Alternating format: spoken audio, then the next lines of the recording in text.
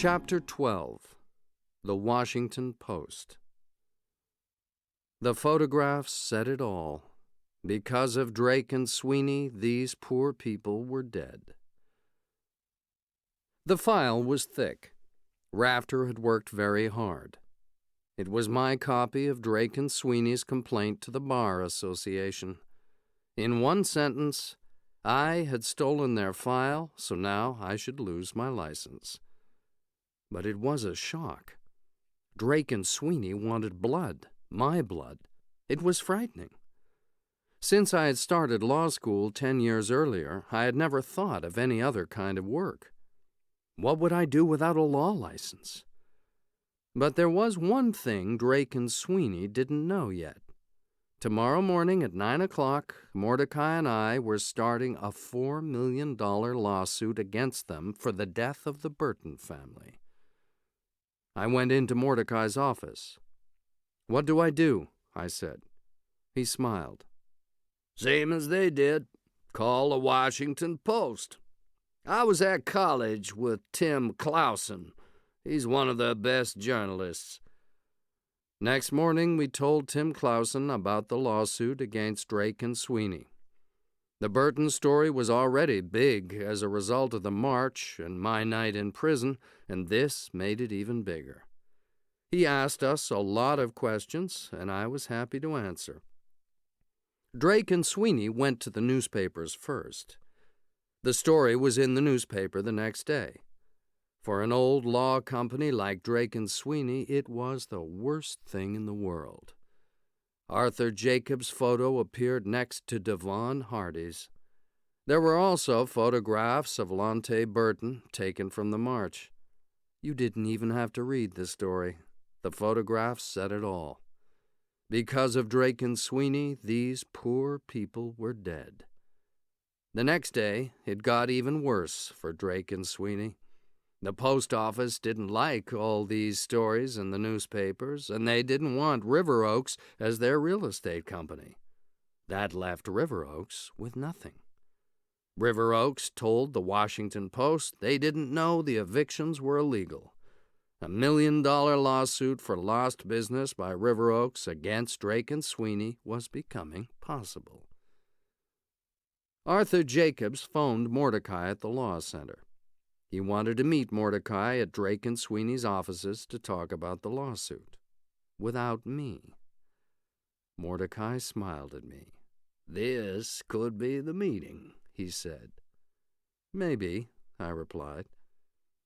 My future could depend on Mordecai's talk with Arthur Jacobs. That night, I couldn't sleep. Mordecai was enjoying himself.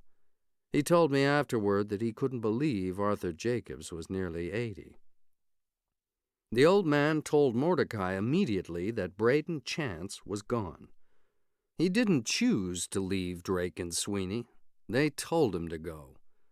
Chance had been the only one who knew those people were tenants. I believed that. Mordecai showed Arthur Jacobs the missing note from the file and the receipt. Rafter was at the meeting, too, with some other lawyers, and for a long time none of them said a word. Then Arthur Jacobs made a suggestion. He said he wanted to meet with us and a judge. With the judge there, we could decide everything on one day. The Burton lawsuit, the theft of the file lawsuit, and the Bar Association complaint. The judge would be Judge Diorio, who Mordecai knew was a fair judge. "What do you think?" Mordecai asked me. "What do you think?" "I say we do it. I'll call Judge Diorio and arrange a time." Chapter 13. Burton against Drake and Sweeney. You put this family on the street. You've told us you did, and that's where they died. We were in Judge Diorio's room, but this wasn't a court. There were 2 lawyers from River Oaks.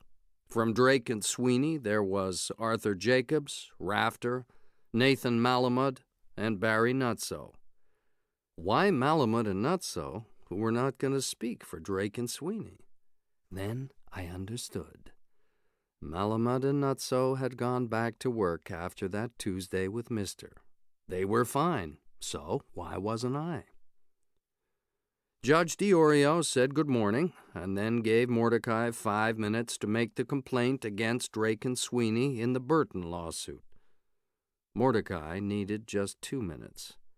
He explained clearly how Drake and Sweeney's illegal eviction led to the deaths of Lontai Burton and her children. Arthur Jacobs spoke for Drake and Sweeney. He didn't disagree with Mordecai about what had happened to Lontai and her children, but he said it was, in part, her own fault. "There were places for her to go," Arthur said. "There were shelters open. She spent the night before in a church with many other people. Why did she leave? Her grandmother has an apartment in Northeast. Why didn't this mother do more to protect her little family?" "Why was she in the street at all?" Diorio asked, and I almost smiled. Arthur stayed calm. "The eviction was wrong," he said. "We are not arguing with Mr. Green about that. We are saying that events after the eviction were partly the mother's fault." "How much of it was her fault?" asked Judge Diorio. "At least half." "That's too high." "We don't agree, Judge Diorio." "Mr. Green?" Mordecai stood, shaking his head in disbelief, like Arthur was a first-year law student. "These people have nowhere to live, Mr. Jacobs. That's why they're called homeless. You put this family on the street. You've told us you did, and that's where they died. We could go to court. Would you say the same thing there? Stand up in court, Mr. Jacobs. Say it was the mother's fault her family died." Arthur and the rest of the Drake and Sweeney lawyers looked scared enough at the idea of telling a court full of black people that the Burton family's death was, in part, Lontai's fault. "Drake and Sweeney are guilty of an illegal eviction," said Judge Diorio. "That's clear. I wouldn't advise you to blame the mother in a court." Mordecai and Arthur sat down. We had won the Burton lawsuit without going to court. Now we would discuss how much Drake and Sweeney should pay. Rafter stood up. He talked about how much money you usually got for dead children in lawsuits. He had read a lot of these lawsuits across the U.S. He offered $50,000 for each child. He became boring. He started to discuss the amount of money Lontai had lost because she died and so she didn't go to work. That was added to the money you usually got for dead children. In total, he offered $770,000. "Is that your final offer, Mr. Rafter?" asked Judge Diorio. He looked like he hoped it wasn't. "No, sir," Rafter said. "Mr. Green?" Mordecai stood again. "We do not accept their offer, Judge Diorio. Sir, this talk of the value of each child means nothing to me. I know how much I can get if this comes to court and the people of Washington decide, and that is a lot more than Mr. Rafter is offering. These children were, of course, homeless black children. Mr. Rafter, you have a son at private school. Would you take $50,000 for him?" Rafter looked down and didn't reply.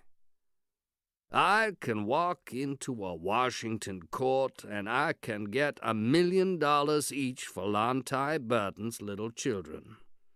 That's the same as any child in an expensive school in Virginia or Maryland."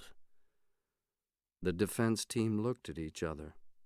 They all had kids in expensive schools in Virginia and Maryland. Mordecai then talked about the last hours of Lontai Burton and her family as he had at Capitol Hill. He was a born storyteller, and he had a good story to tell. His voice went up and then down in anger. At the end, he pointed at the Drake and Sweeney lawyers, speaking for them. "Those people in that warehouse," he shouted, "they're just a bunch of squatters. Throw them out." He asked for $4 million. It was silent in the room when he finished. Judge DiOrio made some notes. The next thing to discuss was the file. "Do you have the file?" Judge DiOrio asked me. "Yes, sir." "Will you give it to me?" "Yes, sir." Mordecai gave Judge DiOrio the file, and we all sat and watched for 10 minutes while the judge read it. When he had finished, he said, "The file has been returned, Mr. Jacobs. There was a criminal lawsuit about its theft. What do you want to do now?" "If we can agree on the Burton lawsuit, we will stop the criminal lawsuit against Mr. Brock for theft of the file." "Mr. Brock, is that acceptable to you?" "Yes." "Yes, sir, it is." Next, we have the complaint to the Bar Association by Drake and Sweeney against Michael Brock. Mr. Jacobs? Arthur stood up again. He talked about why it was wrong for a lawyer to steal a file from his own company. He didn't seem to be enjoying it, and he didn't take too long about it. But I had been one of them, and then I had damaged them. They wouldn't forgive me for that. The complaint to the Bar Association wouldn't be stopped. I wasn't a criminal, Arthur said, so they would stop the theft lawsuit. But I was a lawyer, and a good one, and so the complaint should go to the Bar Association. The lawyers from River Oaks didn't speak, but it was clear they agreed. It was, of course, their client's file I had taken, and Arthur spoke so well that actually I agreed with him too. "Mr. Brock," said Judge DiOrio, "do you have anything to say?" I hadn't prepared anything, but I wasn't afraid to say what I felt. I looked Arthur in the eyes and said, "Mr. Jacobs, I have always had a very high opinion of you, and I still do. I was wrong to take the file, and I am sorry I did it. I was looking for information, and I was going to put the file back, but all that is no excuse. I apologize to you, to Drake and Sweeney, and to your client, River Oaks." Mordecai told me afterwards that he knew immediately Drake and Sweeney would agree to his next suggestion. The anger had gone out of the situation. Mordecai suggested $25,000 each to all the people evicted by Drake and Sweeney when we could find them. He suggested $3 million for the Burton lawsuit, paid at $300,000 a year. And after a lot of talk, we agreed that I would lose my license for 9 months only. Chapter 14. A New Life. "I'm thinking about my new life," I said, and we both smiled. Early Friday, I was happily helping homeless people at the 14th Street Law Center, though not, of course, speaking as a lawyer, when Arthur Jacobs suddenly appeared at my door. I said hello nicely, though I couldn't imagine what he wanted. He said no to coffee. He just wanted to talk. Arthur said that the last few weeks had been the most difficult of his 56 years as a lawyer. Drake and Sweeney was okay again now, but he still couldn't sleep. He felt guilty about the deaths of the Burton family, and he would never forget it. And he was tired of chasing money. I was too surprised to say much, so I just listened. Arthur was suffering, and I felt sorry for him. He asked about the law center and the work we did. How long had the center been there? How many people worked there? Where did the money come from? This gave me an opportunity, and I took it. I told Arthur that because I couldn't work as a lawyer, I was starting a pro bono program. I was going to use lawyers from the big Washington law companies. These volunteer lawyers would work a few hours a week, and I would tell them what to do. We could reach thousands of homeless people. Arthur liked the idea. As we discussed it, the program grew larger. After a few minutes, he was talking about sending all 400 of his Washington lawyers to do pro bono work for a few hours a week. Would 400 lawyers be too many? Arthur asked. No, I said, but I'll need help from inside Drake and Sweeney. I know someone. He's at the Chicago office, but I'm sure you can get him back. As I had guessed, Arthur knew nothing about Hector Palma or how he had helped me get the River Oaks file. Hector would be back in Washington in a month, working with me. Arthur stayed in my office for 2 hours. He was a much happier man when he left.